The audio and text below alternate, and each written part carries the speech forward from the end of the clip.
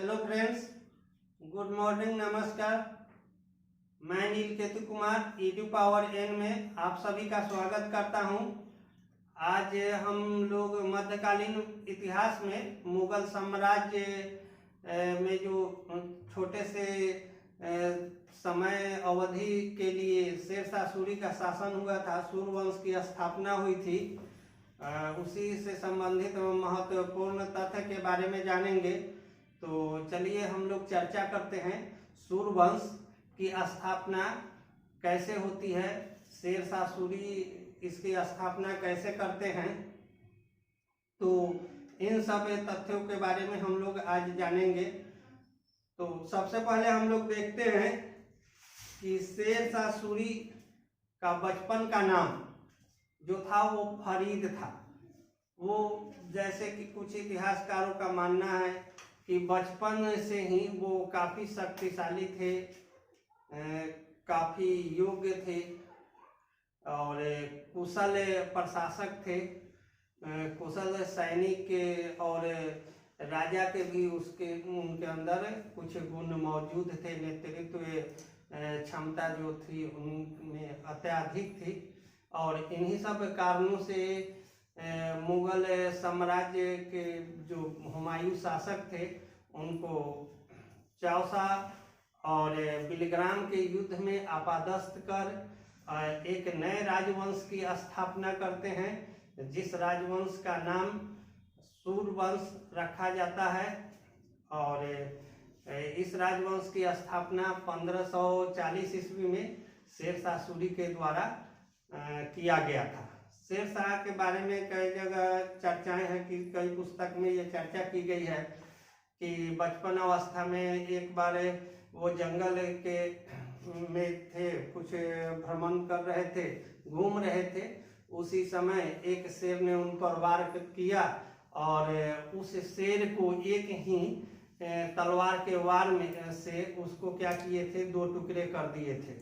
तो इससे साफ पता चलता है कि शेरशाह काफ़ी शक्तिशाली थे, काफ़ी निडर प्रवृत्ति के थे और उनका आत्मबल, आत्मसाहस, हिम्मत जो था उनके अंदर कूट कूट कर भरा हुआ था। इन सब तथ्यों की चर्चा हम लोग आगे करेंगे और देखते हैं कि सूर्यवंश की वो कैसे स्थापना और किस समय स्थापना करते हैं। तो सबसे पहला पॉइंट हम लोग देखते हैं कि शेरशाह सूरी जो शेरशाह सूरी जो सूर्यवंश की स्थापना करते हैं और सूर्यवंश का समय अवधि जो होता है, ऐसे सूर्यवंश तो चलता है 1540 से लेकर और 1555, लगभग एक छोटा सा भारतीय इतिहास में एक संक्रमण काल समझकर चलिए। और उस संक्रमण काल के दौरान ही क्योंकि ये 15 वर्षों का शासन काल है, क्योंकि जो इस वंश के संस्थापक थे शेरशाह, उनका जो समय अवधि था 1540 से लेकर और 1545 तक, क्योंकि ये 5 वर्ष ही शासन कर सके थे। और राज्य की स्थापना करने के बाद क्योंकि इनका कलिंजर के युद्ध में मृत्यु हो जाती है तीर लग जाने के कारण। तो इस प्रकार हम देखते हैं कि जिस राजवंश की उन्होंने स्थापना की थी सूर्यवंश का, और उसे स्थायित्व जो अगले शासक हुए स्थायित्व प्रदान नहीं कर सके और शेरशाह सूरी के साथ कलिंजर युद्ध में एक महज घटना घटती है और उस घटना में तीर गुंबद से टकरा जाती है और टकराकर उनकी आंखों में लगती है। इस प्रकार उनकी मृत्यु हो जाती है रणभूमि में। इससे आगे जो उसके उत्तरवर्ती शासक हुए, जो अगले शासक हुए अन्य, वो लोग उतने योग्य नहीं थे, कर्मठ नहीं थे और शासन सत्ता का वागडोर वो अच्छे ढंग से नहीं संचालित कर सके। इसी कारण से आगे चलकर हम देखते हैं कि एक छोटी सेना लेकर हुमायूं ने क्या किया था कि पुनः मुगल वंश की स्थापना कर दिया था और सिकंदर जो 1555 में सूर्यवंश के शासक थे उनको आपादस्त कर दिया था, पराजित कर दिया था हुमायूं ने। और इस प्रकार से पुनः हुमायूं ने मुगल वंश की स्थापना कर दिया था, मुगल वंश के गद्दी पर आसीन हो गए थे। तो इस छोटे अवधि में शेरशाह सूरी द्वारा कुछ महत्वपूर्ण काम किए गए जो इन्हीं कार्यों से उनको जाना जाता है, और इन कार्यों के बारे में हम लोग जानेंगे। आज शेरशाह सूरी से जो महत्वपूर्ण संबंधित बातें हैं उन सारी बातों की चर्चा हम इस टॉपिक में करेंगे। और इसी अंतर्गत देखते हैं कि शेरशाह सूरी का जन्म 1472 ईस्वी में, इनका जन्म 1472 ईस्वी में हुआ था। इस एक फैक्ट एक्चुअल तिथि के बारे में थोड़ा सा इतिहासकार में मतभेद है और कॉन्सेप्ट ये क्लियर नहीं है। कहीं कहीं ये चर्चा किसी किसी बुक में यह लिखा गया है कि शेरशाह सूरी का जन्म 1468 ईस्वी में हुआ था, लेकिन ज्यादातर इतिहासकार या अन्य जो साक्ष्य मिले हैं उसमें 1472 ईस्वी ही उनके जन्म को माना गया है कि शेरशाह सूरी का जन्म 1472 ईस्वी में हुआ था। इनके बचपन का नाम फरीद था और जो उनके द्वारा सूरवंश की स्थापना 1540 ईस्वी में की गई थी। सूरवंश की स्थापना शेरशाह सूरी द्वारा 1540 ईस्वी में की गई थी। इनको शेर खां के नाम से भी जाना जाता है। और आगे हम देखते हैं उनके पिता शेरशाह सूरी के जो पिता थे हसन खां, जो जौनपुर राज्य के अंतर्गत एक जमींदार थे। जौनपुर एक राज्य था और उसी के अंतर्गत सासाराम में एक जमींदार के पद पर कार्य कर रहे थे। तो उनके पिता हसन खां थे और जमींदार थे। आगे हम देखते हैं सबसे जो महत्वपूर्ण घटना घटती है और जो जिस समय वो अपने राज्य की स्थापना करते हैं उस समय का स्थिति सिचुएशन कि भारतीय इतिहास में या दिल्ली के गद्दी पर जो हुमायूं उस समय आसीन थे उनके द्वारा युद्ध होता है चाउसा और बिलग्राम का। 2 युद्ध होता है, महत्वपूर्ण युद्ध, और दोनों युद्ध में शेरशाह सूरी क्या करते हैं कि हुमायूं को पराजित करते हैं। तो 1540 ईस्वी में बिलग्राम युद्ध के बाद क्या होता है कि हुमायूं पराजित हो जाते हैं और पराजित हो जाने के बाद वो क्या करते हैं, निर्वासित जीवन व्यतीत करना शुरू कर देते हैं, भाग जाते हैं युद्ध मैदान से और वहाँ सिंध मुल्तान पश्चिमोत्तर भारत में वो चले जाते हैं और वहीं पे निर्वासित जीवन व्यतीत करने लगते हैं। और शेरशाह सूरी उस समय दिल्ली की गद्दी पर अपने आप को बैठ जाते हैं, स्थापित कर लेते हैं और राजाभिषेक होता है। और उसमें क्या होता है कि शेरशाह सूरी सूरवंश की स्थापना कर देते हैं। और उसके बाद अच्छा खासा सब चीज ठीक था। अपने राज्य को स्थायित्व प्रदान करने के लिए जो छोटे मोटे विद्रोह थे उन विद्रोहों को उन्होंने अपने कार्य कुशलता सैन्य व्यवस्था के द्वारा क्या किया, समाप्त कर दिया था। इस प्रकार शेरशाह सूरी का छोटा सा शासनकाल जो था काफी महत्वपूर्ण भारतीय इतिहास में अपना स्थान रखता है। और तो बिलग्राम युद्ध के बाद शेरशाह सूरी ने क्या किए थे, दिल्ली की गद्दी पर बैठ गए थे और सूरवंश की स्थापना हो चुकी थी। लेकिन एक घटना घटती है, महज संयोग है कि 1545 ईस्वी में शेरशाह सूरी ने कलिंजर के युद्ध में राजा कीरत सिंह जो थे उनसे इनका युद्ध होता है। और इस युद्ध में क्या होती है कि राजा कीरत सिंह अपने किला बंद हो जाते हैं और शेरशाह सूरी उनको पकड़ने का प्रयास करते हैं और लगातार इस पर उन पर वार करते हैं। और इसी क्रम में क्या होता है कि एक तीर गुंबद से टकरा जाने के कारण और से वह पुनः वापस होती है और शेरशाह सूरी के आंखों में लग जाती है। और आंख में लगते ही, क्योंकि उस तीर में बारूद लगा हुआ था और जहरीला था तीर, तो आंख में लगते ही शेरशाह सूरी की कलिंजर युद्ध के मैदान में ही मृत्यु हो जाता है। आगे हम देखते हैं कि एक महत्वपूर्ण चीज है कि शेरशाह सूरी का मकाबरा ईरानी वास्तुकला पद्धति से, क्योंकि उस समय जो राजा होते थे वो कहीं न कहीं से वास्तुकला स्थापत्य कला से प्रभावित होते थे और उस स्थापत्य कला का उन्होंने ईरानी स्थापत्य कला और वास्तुकला का प्रयोग करते हुए सासाराम में एक मकाबरा बनाया गया।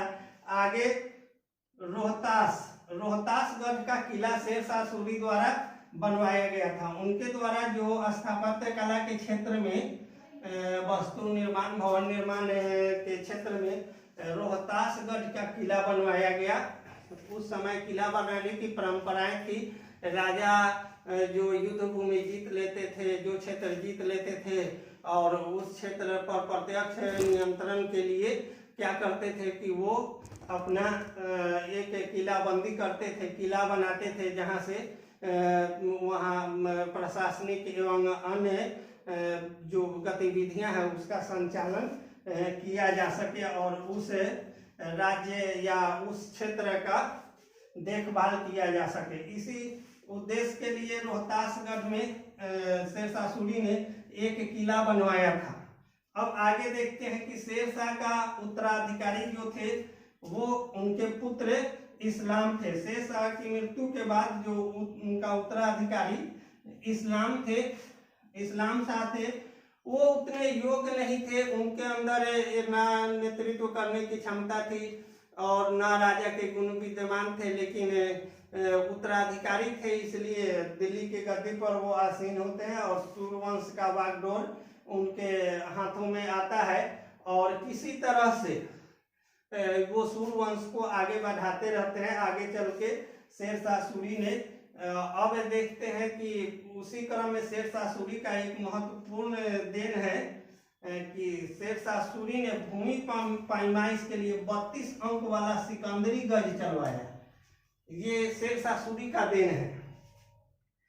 उस समय भूमि की पैमाइश के कई मानक थे और उन मानकों के द्वारा भूमि का मापन किया जाता था, लेकिन शेरशाह सूरी जब राजा बनते हैं तो इन्होंने अपने ही नाम से 32 अंकों वाला सिकंदरी गज, 32 अंकों वाला क्या किए, 32 अंक थे उसमें और सिकंदरी गज का निर्माण करवाए थे जिससे भूमि की पैमाइश की जाने लगी। और शेरशाह सूरी द्वारा कुछ और महत्वपूर्ण कार्य हैं। तो शेरशाह सूरी के समय में भूमि कर जो था 1/3 था, मतलब 1/3 भाग किसान को भूमि कर भूकर कृषि के लिए मलगुजारी देना पड़ता था राजा को। और उस समय शेरशाह सूरी के समय पट्टा प्रथा प्रथम चलाया गया। पट्टा प्रथा पहले नहीं थी। पट्टा प्रथा कहीं देखने को नहीं मिला है भारतीय मध्यकालीन इतिहास में, लेकिन पट्टा प्रथा का प्रारंभ प्रचलन जो था शेरशाह सूरी के द्वारा किया गया। और पट्टा प्रथा में क्या थी कि भूमि को लीज पर दिया जाता था, उसके लिए कुछ मानकें थी और उस मानक के अनुसार किसान को कुछ हिस्सा उसका देना पड़ता था कुछ समय अवधि के लिए, जैसे 6 महीना या 1 साल या फिर एक फसल के बाद राजा को उसका कुछ हिस्सा देना पड़ता था। कुछ शर्तें होती थी, उस शर्त के मुताबिक उसको पूरा करना पड़ता था। इसी को हम पट्टा प्रथा कहते हैं। आगे हम देखते हैं कि शेरशाह सूरी द्वारा एक और महत्वपूर्ण कार्य किया गया था। उनके द्वारा ग्रैंड ट्रंक रोड की मरम्मत कराई गई थी। ग्रैंड ट्रंक रोड हम लोग जानते हैं कि भारत के ये महत्वपूर्ण रोड है और इसी रोड का मरम्मत कराया गया था शेरशाह सूरी के द्वारा। और एक और कार्य उनके द्वारा हुआ था डाक प्रथा का प्रचलन।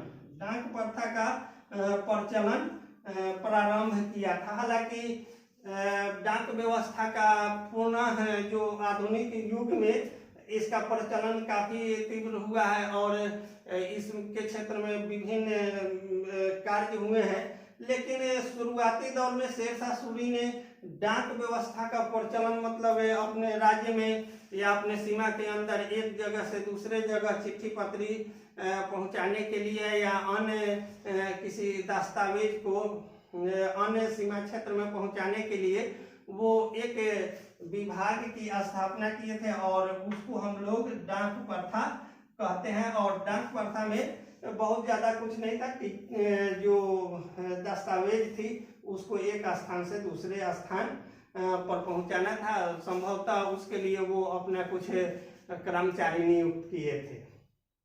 आगे हम देखते हैं एक और महत्वपूर्ण बात। 1541 ईस्वी में पाटलिपुत्र को पटना के नाम से पुनः स्थापित किया। जैसा कि हम जानते हैं कि प्राचीन काल से ही पटना जो है राजनीतिक गतिविधियों का केंद्र रहा है। बार बार वहाँ उसके नाम परिवर्तित हुए हैं। तो 1541 ईस्वी में शेरशाह सूरी ने पाटलिपुत्र से फिर क्या किया, पटना नाम पुनः स्थापित किया।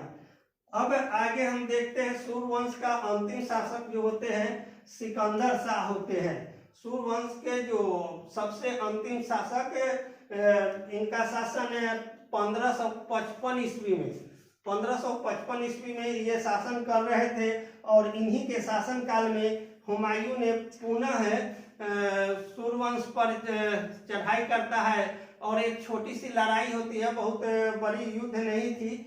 और छोटी सी लड़ाई में ही क्या होते हैं कि सिकंदर शाह जो थे उनके पास उतना सेना नहीं है और रण कौशल नहीं थी। इस कारण से आसानी से हुमायूं उनको अपदस्थ करता है, पराजित करता है और पुनः से जो मुगल वंश के बीच में जो एक छोटे से अवधि के लिए सूर्यवंश की स्थापना हुई थी, पुनः से क्या करते हैं कि मुगल वंश की स्थापना करते हैं। और इस प्रकार सूर्यवंश का जो ये छोटा सा समय अवधि था, लेकिन इसमें कुछ महत्वपूर्ण कार्य हुए हैं, जैसे ग्रैंड ट्रंक रोड की निर्माण मरम्मत किया गया और भूमि कर या पट्टा प्रथा या फिर डाक व्यवस्था, ये सब जो शेरशाह सूरी के द्वारा जो किया गया कार्य था भारतीय इतिहास में एक महत्वपूर्ण स्थान रखती है।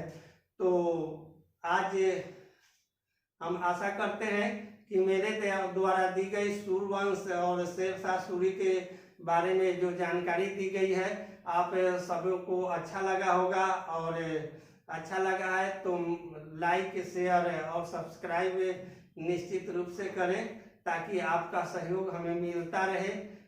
थैंक यू, धन्यवाद।